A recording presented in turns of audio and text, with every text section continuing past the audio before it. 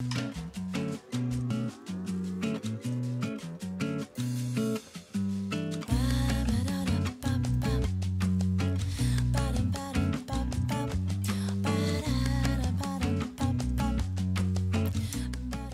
m'appelle Valérie Raymond, je suis professeure coordonnatrice au lycée Santos-Dumont à Saint-Cloud sur les sections de BTS en apprentissage. Je m'appelle Nathalie Walter, je suis professeure d'anglais, notamment au lycée Santos-Dumont. Je m'appelle Laura Lepalec, j'ai 21 ans. Avant d'arriver en BTS, j'ai fait un bac ES. Je m'appelle Romain Leroy, j'ai 23 ans. Avant d'arriver au BTS, j'ai eu un parcours assez atypique puisque je suis passé par un bac ES. Je m'appelle Aline Vigaro, j'ai 20 ans. J'ai fait un bac L. Joanne Montaudy, j'ai 20 ans. J'ai fait un bac STG, CFE. STG, c'est Sciences et Technologies de la Gestion. CFE, c'est de la compta.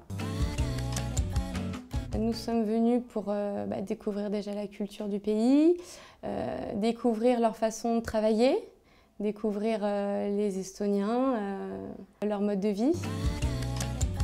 Ce voyage, déjà, ça permet de parler anglais. On apprend plus en vivant la chose qu'en cours. 20 years ago, you don't have computers, no mobile phones, no translators, just you and your mouth and your English. Il est clair qu'il est difficile au départ de parler une langue étrangère, surtout si on ne le fait pas fréquemment, ce qui est le cas quand même de nos jeunes Français. C'est là où on se rend compte vraiment qu'on a finalement des difficultés en anglais et qu'on manque de vocabulaire. On your CV, you must have your personal data. Je dois faire un CV en anglais, mon CV, donc je dois utiliser les mots de la prof. Et en fait, c'est pas la même chose qu'en France parce que eux, ils veulent un objectif pour décrire le poste. Je pense que c'est bourré de fautes, mais c'est pas grave. On essaye au moins, c'est important. I could change my decisions. Le fait de partir en Estonie, notamment, leur montre que dans un pays où on n'a rien de commun avec eux, on peut échanger énormément de choses avec cette langue-là et se décomplexer complètement par rapport à son niveau, par rapport à son accent. Your own email address, which is working, yeah? Okay. It's not working. No. Okay. Chacun va chercher ses mots et puis il y en aura toujours un pour aider l'autre et on progresse comme ça. J'avais une étudiante qui me racontait il y a quelques mois qu'elle avait eu un anglais au téléphone, elle était tétanisée, elle n'a même pas pu prendre le message. La personne a dû rappeler. C'est vrai qu'au début, c'était assez tendu, on peut dire. Et puis finalement, voilà, en se détendant un petit peu, on arrive à parler plus longuement en anglais. Puis quand on ne se comprend pas, on fait avec les gestes, c'est pas grave. Elle me disait ensuite, en revenant du voyage en Estonie, elle espérait pouvoir répondre au téléphone, visualiser l'entreprise et complètement décomplexée par rapport à son anglais. C'est vrai qu'en 3 jours, j'ai l'impression déjà d'avoir progressé en anglais. Yes, we are already. Yes. La journée de cours est moins longue en Estonie. Les cours s'arrêtent vers 14 h pour avoir une après-midi libre pour d'autres activités, on va dire. Du coup, peut-être qu'ils sont plus enclins à être sérieux, à être motivés. On devrait un peu leur ressembler au niveau du comportement, voilà, être un petit peu plus attentif pour les professeurs et leur porter plus d'attention. Thank you.